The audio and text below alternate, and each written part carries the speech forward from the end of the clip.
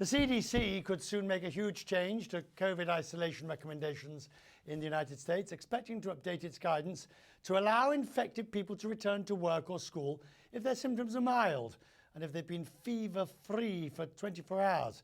This is according to a report in the Washington Post.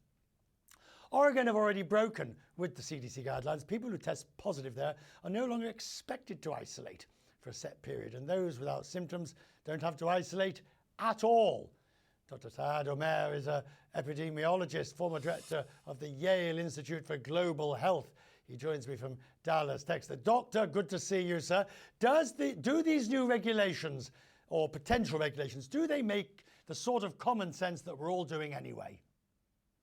I think it's reasonable to align these guidelines with the other respiratory viruses and to modify them given the fact that the immunity, both through vaccination and through infection, is all around us.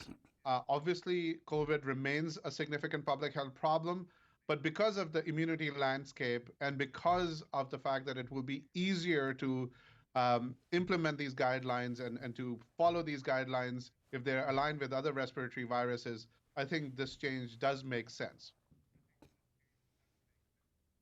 You see, at the end of the day, people will go on subways and buses, go to cinemas and sit quite happily in an entire group of people where they've no idea. You're arguably much safer if John, knowing he's got a bit of a mild dose, comes to the office and sits with a mask over in the corner and you take him a cup of tea every 2 hours.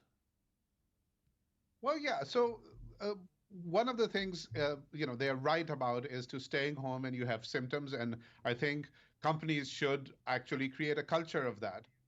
Having said that, I think it is also reasonable when the final official guidelines come out, they should give flexibility to specific organizations.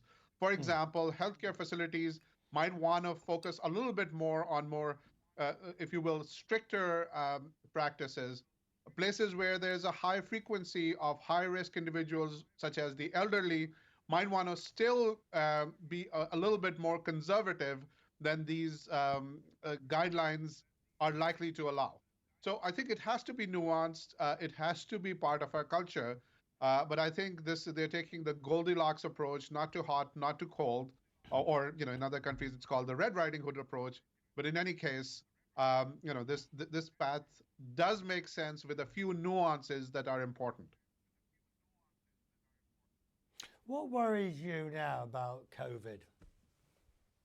Well, what worries me is that we are not using all the tools that are available to us. For example, immunization coverage for boosters is unacceptably low, even in countries where there is a lot of vaccines. In fact, there's no global shortage of vaccines, and the capacities there, the vaccines are available, and still in countries like the US and other countries, many other countries, the coverage is very low, unacceptably low, even in high-risk groups. In addition to that, there are a ton of passive measures for which there are resources available, there is technology available, such as increasing the quality of ventilation and filtration in buildings. Businesses should make it a part of planning their space, for work and all of that. And we are not taking advantage of these passive tools that can make a dent. Doctor, I'm glad you're with us today. Thank you, sir, for your time.